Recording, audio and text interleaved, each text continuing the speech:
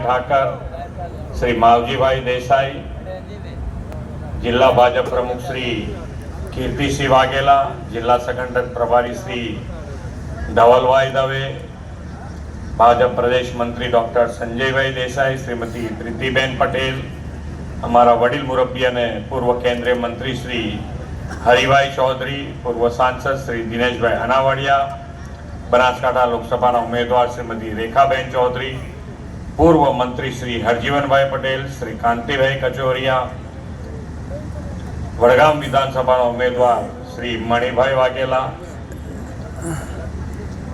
ધાનેરા વિધાનસભાના ઉમેદવાર શ્રી ભગવાનભાઈ ચૌધરી, દાંતા વિધાનસભાના ઉમેદવાર શ્રી લાગુભાઈ પારગી, પૂર્વ ધારાસભ્ય શ્રી મફતભાઈ પટેલ, શ્રી રેખાબેન ખાણેશા, શ્રી ગોવિંદભાઈ પ્રજાપતિ, શ્રી શશિકાંતભાઈ પંડ્યા, શ્રી ગોવાભાઈ દેસાઈ, શ્રી જોઈતાભાઈ પટેલ, શ્રી મહેશભાઈ પટેલ, આમંત્રિત સર્વે મહાનુભાવો, પ્રેસ મીડિયાના મિત્રો, સૌને મારા નમસ્કાર.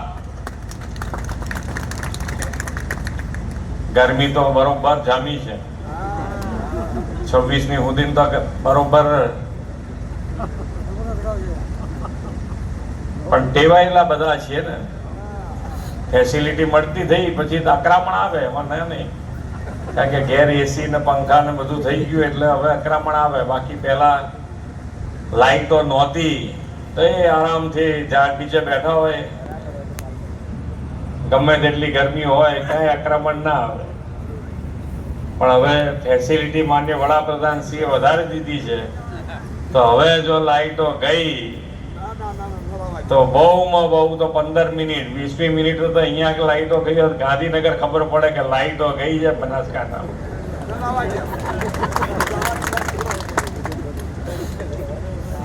પણ લાઈટની એક એવી પરિસ્થિતિ હતી આપણે જોયેલી છે.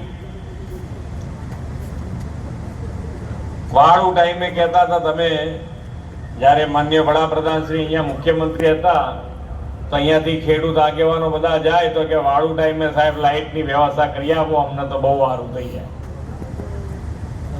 પણ માન્ય વડાપ્રધાન શ્રી એ હંમેશા કહેતા હોય છે કે ભાઈ આપણે નાનું વિચારવા વાળા છીએ નહીં. આપણે જ્યારે વિચાર્યું, જે પણ વિચાર્યું તો એક લેવલનું વિચાર્યું છે, અને એના કારણે જ ગુજરાતને સૌથી વધારે ફાયદો માન્ય વડાપ્રધાન શ્રીનો કોઈને મળ્યો હોય તો એ આ ગુજરાતને મળે છે. પ્રજાજનોની સેવા કરવી અને સેવા કરવા માટે કેવી રીતે કરવું, કેવું આયોજન કરવું. હોય કે આ ભાઈને કોઈ વચમાં ઝઘડાઈ નાખી દીધો. માન્ય વડાપ્રધાન શ્રીએ ગુજરાતમાં જ્યારે એમણે શરૂઆત કરી મુખ્યમંત્રી તરીકે તો આ વિકાસની રાજનીતિ લાયા. અને વિકાસની રાજનીતિનો ફાયદો સૌથી વધારે કોને થયો તો એ પ્રજાજનોને થયો. કેમ તો કે ભાઈ હવે જ્યારે પણ આવે ઇલેક્શન, જ્યારે આવે ત્યારે આવે, પણ હવે જેણે પણ કામ કર્યું હોય એ બતાવવું પડે કે ભાઈ તમે શું કામ કર્યું, તમે અમારી પાસે આયા છો તો તમારું કામ અમને બતાડો. ભાઈ જે કીધું તે એમાંથી કેટલું કર્યું, દરેક જણે કહેવું પડે. પણ અત્યારે તો વિપક્ષે કોઈ કામ કર્યું નથી એટલે અમારી ખામીઓ તમારી ઊંધી લઈ આવે કે જો આ કેટલું ખામી છે, એના સિવાય કઈ એમની પાસે નથી. અત્યાર સુધીના ઇલેક્શનો ગયા, 30 વર્ષથી ભારતીય જનતા પાર્ટી ઉપર તમે જે ભરોસો મૂક્યો, તમે જે જન સમર્થન કર્યું, તેના બધાનું વળતર વિકાસથી તમને આપ્યું છે. અહીંયાથી કેટલાય પાણી માટેના કામો અમારા મંત્રીશ્રી તમને કહેતા હતા, તો એ વિકાસના કામો તમારા સુધી પહોંચ્યા છે, તમને એનો લાભ મળ્યો છે. જે કીધું એ કર્યું અને કરીને તમારા સુધી પહોંચાડ્યું, એ માન્ય વડાપ્રધાનશ્રીએ જે કહેવું તે કરવાના કાર્ય સંકલ્પ સાથે કામ કર્યું છે. અને એટલે જ વિકાસના કામ, જે ઇલેક્શન વિકાસની રાજનીતિ ઉપર લડાવવાના કારણે હમણાં ઇલેક્શન પતી જશે 26મી તારીખે, કોઈ એકબીજાને સામે કકરાટ નહીં રહે. સામે વિપક્ષમાંથી કોણ ઉભું હતું, ક્યારે ઉભું હતું, શું કહેતા હતા, કઈ નહીં રહે. કારણ કે કામ ઉપર જ સરકારના પ્રતિનિધિ તરીકે પ્રજાજનોની વચ્ચે કાર્યકર્તાઓ તો કાર્યકર્તાઓ એક કાર્યકર્તા ભારતીય જનતા પાર્ટીનો જ કાર્યકર્તા એક એવો છે કે ઇલેક્શન હોય કે ન હોય પણ પ્રજાજનોની વચ્ચે તમારી વચ્ચે રહી અને તમારા કામો સરકાર સુધી પહોંચાડીને એ કામ પૂરા કરાવડાવે એ ભારતીય જનતા પાર્ટીનો કાર્યકર્તા છે। એક દિવસ કે ઇલેક્શન વખત તમે અત્યાર સુધીનું ઇલેક્શનની વાતો કરો, અત્યાર સુધીમાં જેટલા ઇલેક્શનો આવ્યા એના ઉમેદવાર કેટલા બધા લડ્યા હશે? તમે તમારી રીતે તમારા વિસ્તારના તાલુકા પંચાયતના, જિલ્લા પંચાયતના, નગરપાલિકાના, મહાનગરપાલિકાના તમે જ્યાં રહેતા હોવ ત્યાં, જ્યાં ગાડી તમને ઓળખતા હોય ત્યાં ગાડી એના નામ જે અત્યાર સુધી ઇલેક્શન લડ્યા છે અને ઇલેક્શન લડ્યા પછી તમારી વચમાં રહી અને હારી ગયા પછી જો કોઈ દાડો આયા હોય તો તમે કહેજો કે ભાઈ હા મારા ત્યાં હારી ગયા પછી રોજ આટો મારે છે, પૂછી જાય કોક દાડા કામ બતાવે છે। કોઈ કરતા કોઈ આવે નહીં, ફરી પાછા ઇલેક્શન આવે એટલે આવશે। અને એ જ કહીએ છીએ કે ભાઈ કાર્યકર્તા પાર્ટી વિથ ધ ડિફરન્સ આ ભારતીય જનતા પાર્ટી છે કે એ જ એવી પાર્ટી છે કે જ્યારે તમારે જરૂર હોય તમારું સારું કામ, તમારા દુઃખમાં દુઃખી, તમારા સુખમાં સુખી તમારી વચ્ચે રહીને આ ભારતીય જનતા પાર્ટીનો કાર્યકર્તા કામ કરતો હોય ને એટલે જ આટલા સારા કામો થવાનું કારણ પણ એ છે કે તમારા કામો, તમને પડતી મુશ્કેલીઓ અમારા સુધી સાચી ફીડબેક આવે છે અને એના કારણે અમે ખૂબ સારા નિર્ણયો લઈ શકીએ છીએ અને તમારી સુવિધા વધારી શકીએ છીએ। પાણીનો નિર્ણયો તો બધા કીધા છે તમને, પણ મારા માટે આનંદની એ વાત છે કે અહીંયા આગળ તમે ડ્રીપિંગ કરી રહ્યા છો એ ખૂબ સારી વાત છે। આખા ગુજરાતમાં જો આ વસ્તુ કરીએ તો કેટલું બધું પાણી બચે એવું છે। પણ હવે તમે બધા કરો છો, તમારામાંથી જોઈ અને બધા શીખતા જાય તો પાણીનો ખૂબ મોટો બચાવ થાય એવો છે। આખું મહેસાણા તો ડાર્ક ઝોનમાં હતું। ડાર્ક ઝોનમાં એટલે તમારી પાસે પૈસા હોય તોય તમને ઇલેક્ટ્રિકનું કનેક્શન ના મળે। ઇલેક્ટ્રિકનું કનેક્શન ના મળે તો તમે આગળ બોર કરવો હોય તો કરીને કેવી રીતે કરો? વીજળીની પરિસ્થિતિ એવી હતી, ભાડું ટાઈમે વીજળી માંગતા હતા, પણ નરેન્દ્રભાઈ આખા ગુજરાતનો વિચાર કર્યો ના આખા ગુજરાતમાં 365 દિવસ 24 કલાક વીજળી માન્ય નરેન્દ્રભાઈએ શરૂ કરાવી।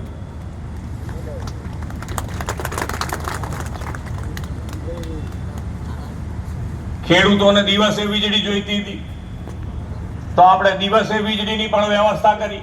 આજે તમારા ત્યાં દિવસે વીજળી 8 કલાક 10 કલાક વીજળી તમારા ત્યાં આવે છે, જરૂરિયાત પ્રમાણે 8 કલાક આપીએ છીએ, પણ ક્યાંક જરૂરિયાત ઊભી થાય તો 10 કલાક સુધી પણ આપી છે। દિવસે વીજળી જોઈતી, દિવસે વીજળી કરી દીધી। રોડ રસ્તા આ બધી બેઝિક નીડ છે, એ પછી આગળનું ડેવલપમેન્ટ થાય કે રોડ રસ્તા કનેક્ટિવિટી વધી ગઈ। જેટલા રોડ માંગ્યા છે એટલા બધા વ્યવસ્થિત રીતે આપ્યા છે। આ બનાસકાંઠાની અંદર જે રિંગ રોડ હતો એ થઈ ગયો ને ચાલુ, રિંગ રોડનું બાયપાસનું કામ પણ શરૂ થઈ ગયું છે। તમે જે કીધું એ તમારે જેટલી કનેક્ટિવિટી વધારવી હતી એ બધી વધારી દીધી છે। હજુ પણ જે કામો તમારા બાકી હશે એ કામો તમે આયોજનબદ્ધ રીતે અમારી પાસે લાવશો તો તમારું એક પણ કામ અધૂરું ના રહે, એટલી સારી વ્યવસ્થા ગુજરાત સરકાર પાસે છે।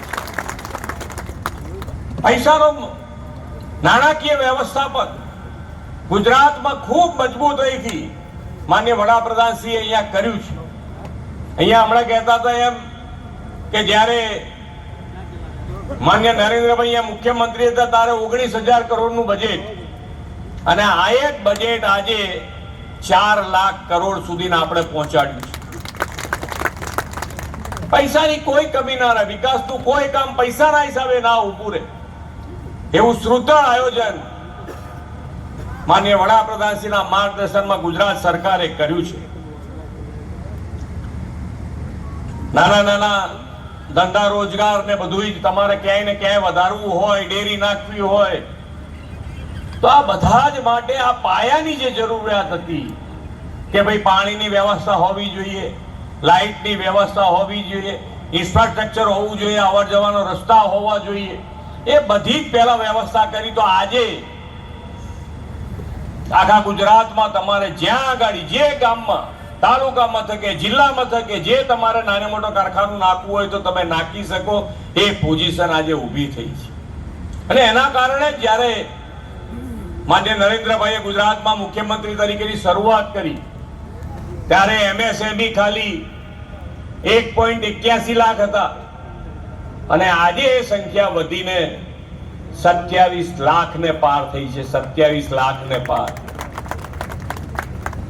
કેટલો મોટો બદલાવ. રોજગારીની વાતો આપણે કરીએ, બેરોજગારીની વાતો કરે, ઇલેક્શન આવે ત્યારે આ મુદ્દા આવે, પછી કઈ નહીં.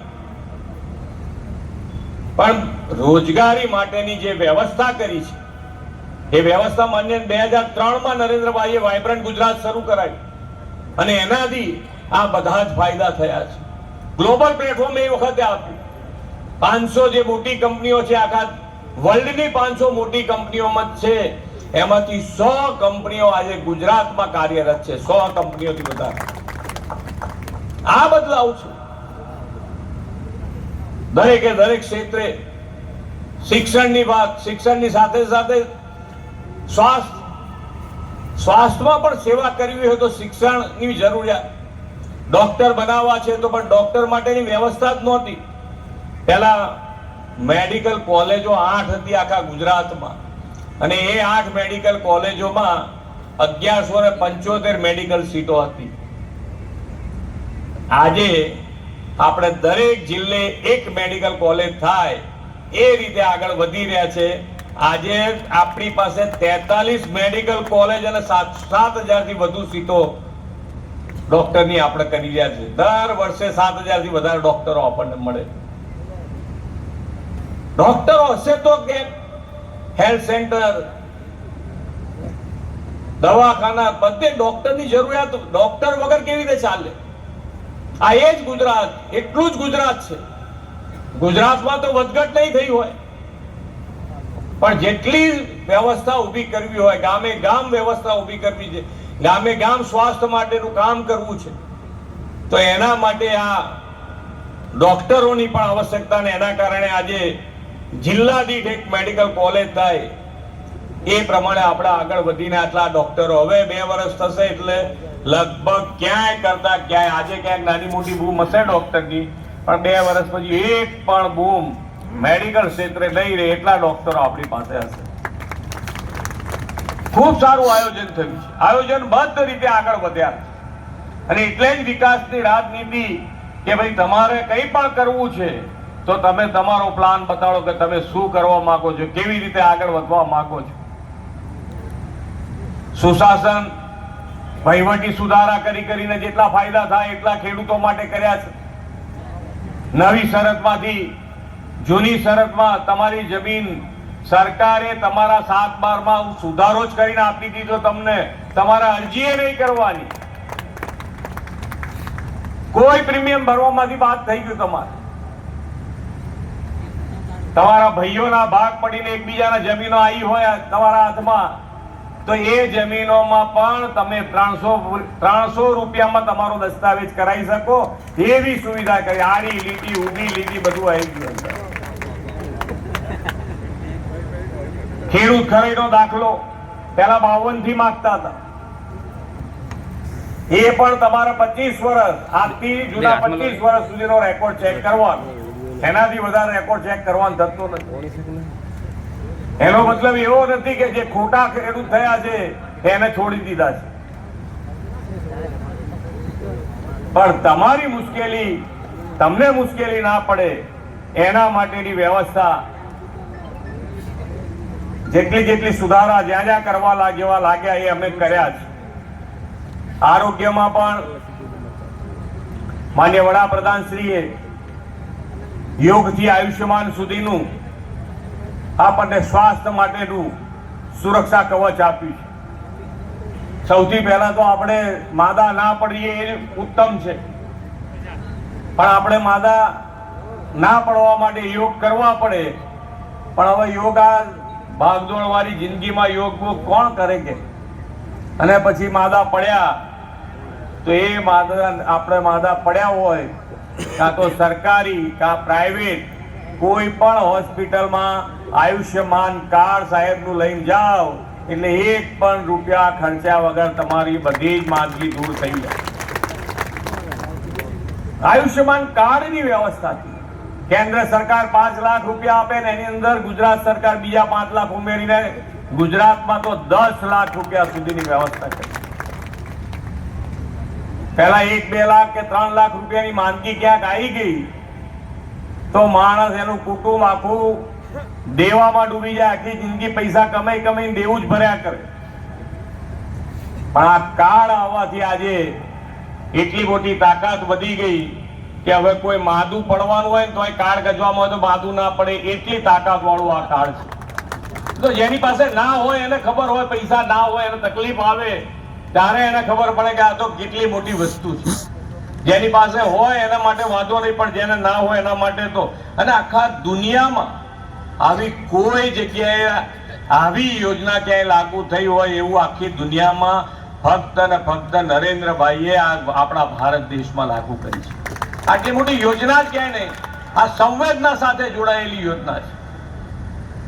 પહેલા મા બાપની સેવા કરતા નહોતા, મા બાપે કહેતા નહોતા કે ક્યાં છોકરાને દેવાના ડુંગરમાં બેણવો, ખાલી આપણી તો ઉંમર પતી છે, ભલે ગમે તેટલી મોટી માંદગી આવી હોય તો એ કહે જ નહીં ને. આજે છોકરા સેવા કરી શકે ને મા બાપને શાંતિ કે ભાઈ તરત કહે કે ભાઈ મને આવું કંઈક થાય છે, શરીરમાં તરત ચેકઅપ થઈ જાય. પણ અત્યારે તો જમાનો બદલાયો છે ને, પૈસા હોય તોય ઘણી વખત મા બાપની સેવા નથી થતી હોતી. તો એના માટે પણ માન્ય વડાપ્રધાન શ્રી આગળ એક વધીને 70 વર્ષથી ઉપરનાને કોઈ પણ આવક મર્યાદા વગર બધાને આ આયુષ્યમાન કાર્ડ કાઢી આપ્યું છે. દીકરો સારો છે ખોટો છે કશામાં ચિંતા નહીં એમને, દીકરી છે દીકરી કરે છે નહીં કરે, જાતે જ જઈને કાર્ડ લઈને કરી આવો. અને હોસ્પિટલમાં સારા થયા પછી હોસ્પિટલથી ઘેર આવવાના 300 રૂપિયા સરકાર આપે. એટલે ક્યાંય કરતા ક્યાંય તમારે ટેન્શન નહીં. પોતાનું ઘર બની આપવાનું, ગેસનો બાટલો આપવાનો, પાણીનું કનેક્શન ઘેર સુધી આવી જાય, નલ સે જલ,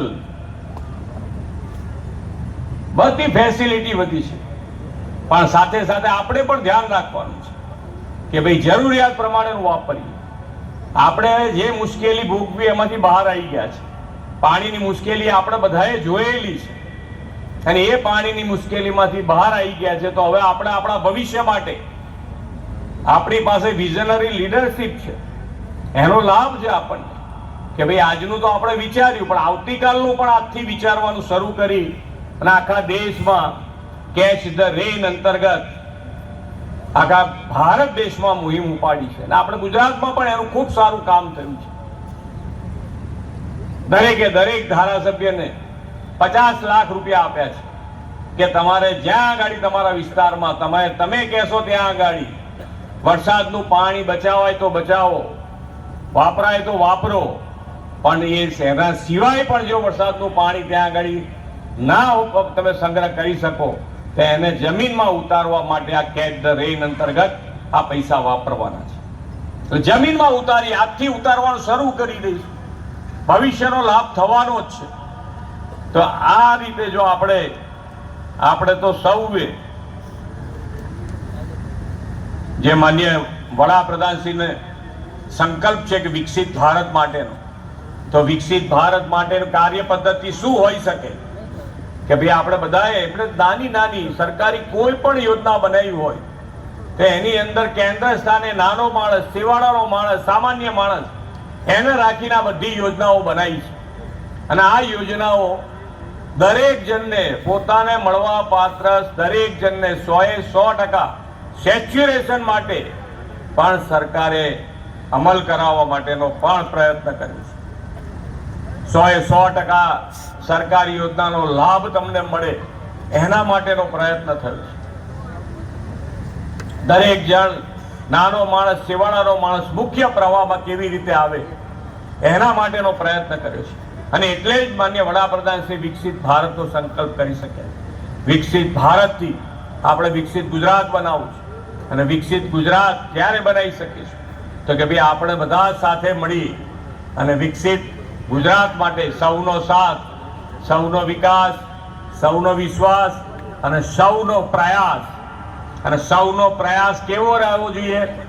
તો કે ભાઈ 26મી તારીખે 100% મતદાન અવશ્ય કરવું જોઈએ. કોઈકને વોટ આપો ના આપો એ તમારા મરજીની વાત છે, પણ આપણે તો કમળને જીતાડીશું તો આપણી દરેકે દરેક ફેસિલિટી પૂરી થાય. તમારી વચ્ચે કાર્યકર્તા હરમેશ રહે, તમારો નેતા તમારી વચ્ચે હોય, એવા કાર્યકર્તાઓને જીતાડીને આપણી ભારતીય જનતા પાર્ટીની ટીમને જીતાડી તાલુકા ડેલિગેટ, નગરપાલિકાનો ઉમેદવાર હોય, જિલ્લાનો ઉમેદવાર હોય, બધાને કમળથી એવા મતોથી આ વખતે જીતાડીએ કે આવતા વર્ષે આ ફોર્મ પાછું ખેંચવાનો કોઈનો વારો ભરવા જ ના જાય, એવી રીતે બધાને જીતાડીએ. એ જ અભ્યર્થના સાથે વિરમું છું. ભારત માતા કી જય. વંદે માતરમ. જય જય ગરવી ગુજરાત.